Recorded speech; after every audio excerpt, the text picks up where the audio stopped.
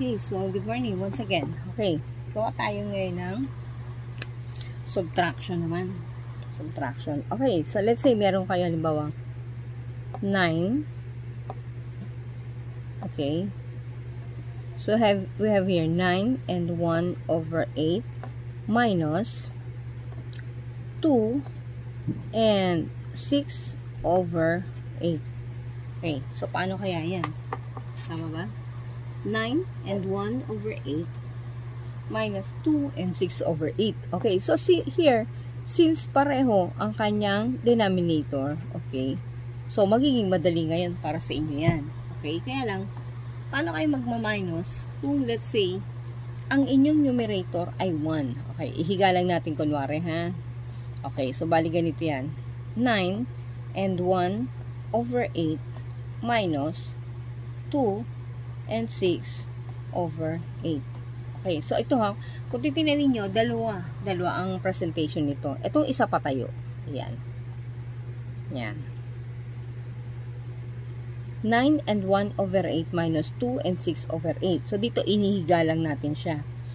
9 and 1 over 8 minus 2 and 6 over 8. Okay, so ngayon, from here, paano magbabawas ang 1 sa 8? So, katulad niyan, manghihiram, di ba? Manghihiram ngayon si 1 para mabawasan siya ng 6. Kanino manghihiram si 1? Si 1 manghihiram kay 9. Kaya si 9, magpapahiram, si 9 ay magiging 8. Yung binawas sa kanya, okay, itong 8 over 8, okay, ito yan. So, ang 1 over 1, kapag dinagdag mo sa 8, ay magiging 9. Ngayon, dahil manghihiram si 1, kaya nanghiram tayo kay 9, si 9 magiging 8. And 8 over 8. Itong 1 over 8 na ito, ipa-plus ninyo ngayon. 1 over 8. Okay. So, 8 plus 1 ay magiging 9 over 8. Itong 8 na ito pa rin siya. So, ito na siya ngayon kasi nakapanghiram na sila. Okay, now, itong 2 and 6 over 8, pwede na ba tayong magbawas? Pwede na. Okay. So, paano gagawin natin? Okay, minus tayo ngayon. Minus 2 and 6 over 8. Yan. Pwede na ba natin bawasan yan? No, pwede na yan. Okay, so ito na yan ngayon. So, 9, bawasan ng 6 ay magiging 3. Okay, so since ang denominator naman ninyo ay pareho na, kaya over 8 na yan. Okay, ito na ngayon. 8 bawasan ng 6 ay 8 bawasan ng 2 ay 6. Ito na ngayon yung inyong final answer. 6 and 3 over 8. Okay? Now, isa pa. Gawa pa tayo ng isa pa. Okay. So, from here, gusto ko lang ipakita dito naman tayo sa baba. Okay. Paano kung halimbawang ang problem ninyo is 9 and okay, 1 over 5, okay, minus, okay, 9 and 1 over 5 minus 1 and 4 over 5. Okay, so ganun. From here, makikita nyo mas mataas ang denominator niya, ang numerator niya pala, kaysa dito. Kasi dito 1 lang, dito 4. So, anong gagawin natin? Ihiga natin ulit. Okay, tingnan natin ha. So, ang gagawin natin ngayon, gawin natin siya ng pahiga. So, it would be 9 and 1 over 5 minus 1 and 4 over 5. Okay. Ito yan, diba? Okay, so from here, 1 minus 4, hindi pwede. So, si 1 manghihiram kay 9. Okay. So, si 9 magiging 8. Kasi magpapahiram siya. So, dahil ang denominator niya ay 5, kaya siya ay magiging 5 over 5. Okay? Itong 5 over 5 is equals to 1 plus 8 is equals to 9. Ngayon, dahil manghihiram si 1, kaya si 9 nagpahiram, si 9 naging 8. 8 and 5 over 5. Ito ngayon, 1 over 5 na ito. Ito ngayon yung inyong ipa-plus, 1 over 5. So, ngayon yan ay 5 plus 1 magiging 6 over 5. Okay, ito ngayon yung 8 natin. Okay, dahil nagpahiram siya kaya naging 8 and 6 over 5. Okay, ibawas natin ngayon ang itong 1 and 4 over 5. Ibawas natin ang 1 and 4 over 5.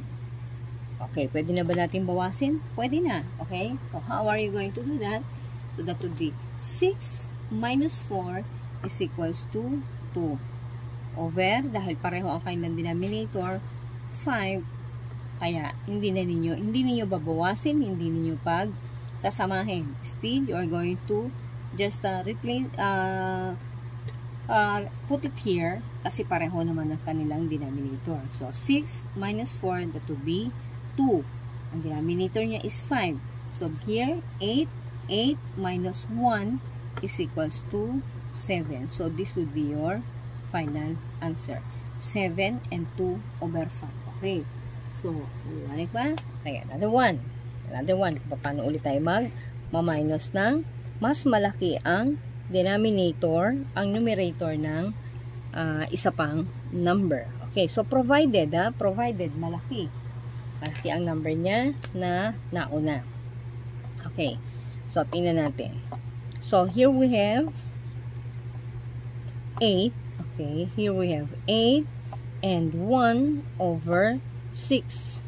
Okay, minus 2 and 5 over 6. Okay, so ito na yan ito yung presentation niya. Okay, ihiga natin siya. Okay, this would be 8 and 1 over 6 minus, ito ngayon yung inyong 2 and 5 over 6. Okay, so ngayon si 1 babawasan ng 5, hindi pwede. Kaya si 1 manghihiram kay 8. So si 8, dahil siya ay magpapahiram, si 8 ay magiging 7. Ang kanyang denominator ay 6, kaya siya ay magiging 7 and 6 over 6. Okay? 7 and 6 over 6. Okay? 7 plus 1 na 6 over 6 ay kapareho ng 8. Okay? Ngayon, kaya siya naghiram kasi ito ay 1 lang na babawasan ng 5. So, hindi pwede. Okay? So, para makabawas si 1, manghiram siya kay 8. Si 8 naging 7. Dahil ang denominator nila ay 6, kaya 6 over 6. Okay? Ito nga yung 1 over 6. Okay? You have to add 1 over 6. Okay, so ito pa rin yan. 1 over 6, tapos ito. Okay, so 6 plus 1 is equals to 7 over 6.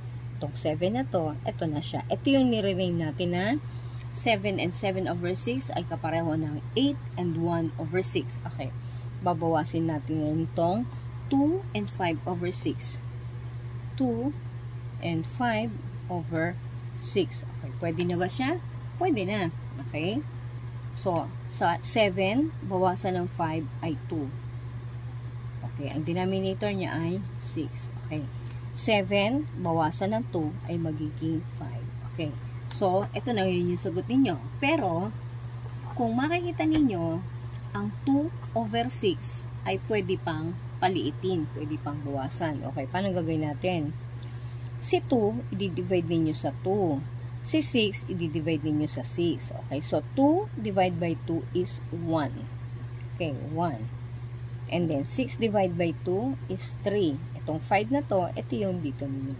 Okay, so ito na ngayon yung inyong final answer. Mas mababa ang 5 and 1 over 3 kaysa sa 5 and 2 over 6. So this would be your final answer. Okay, so isa pa. Let's do another one. Okay, so from here, tingnan natin na ang denominator ninyo halimbawa ay 7. Ang denominator dito ay 7. Okay, so dito ginagawa muna natin madali sa inyo para noon maintindihan ninyo kailangan maging kapareho ang kanilang denominator. Okay, gawa tayo dito ng lalagay natin ng 9 and 2. 9 and 2 over 7 minus, okay, minus 3 and 6 over 7. Okay, so higa natin siya. Paano gagawin natin? So it would be 9 and 2 over 7 minus, okay, 3 and 6 over 7. Okay, so si 2 babawasan ng 6. Hindi pwede. So si 2 manghihiram kay 9. Okay? So, si 9, magpapahiram siya. Si 9 ay magiging 8. Okay?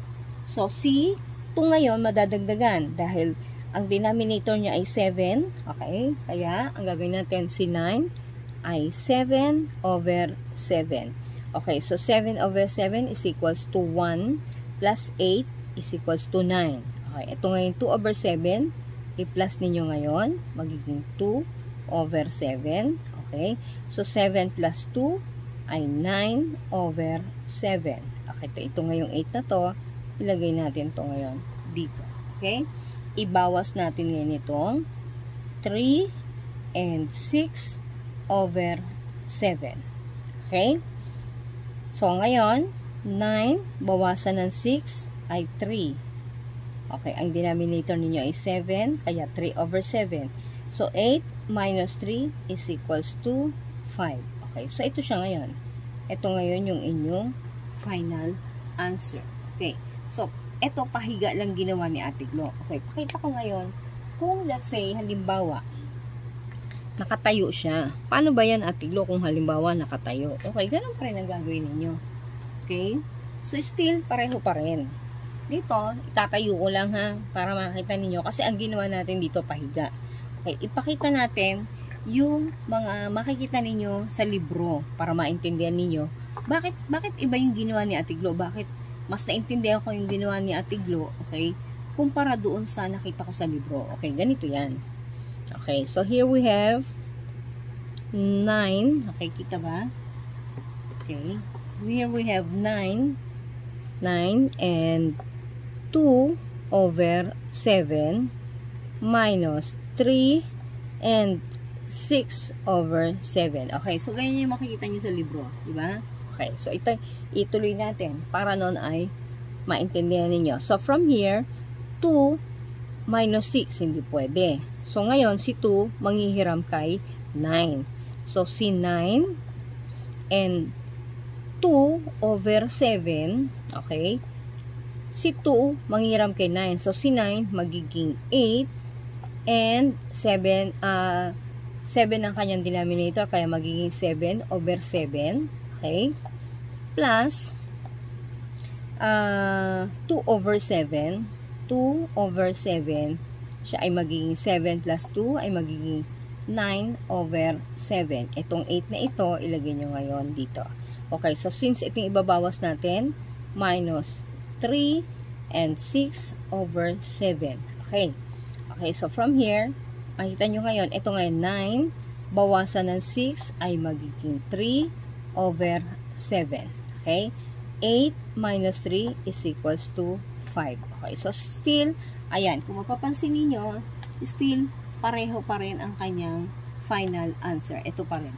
5 and 3 over 7, and then here we have 5 and 3 over 7. Ang kaibahan lang nito, ito pahiga. Itong isa, kung paano natin i-present, kung paano ninyo makikita sa libro. Okay, kung sa tingin ninyo, mas maging madali para sa inyo intindihin itong pahiga, pahiga ninyo gawin. Okay, kung mas madali para sa inyo yung patayo, gawin ninyo rin yung patayo. So, whichever. Okay, salamat.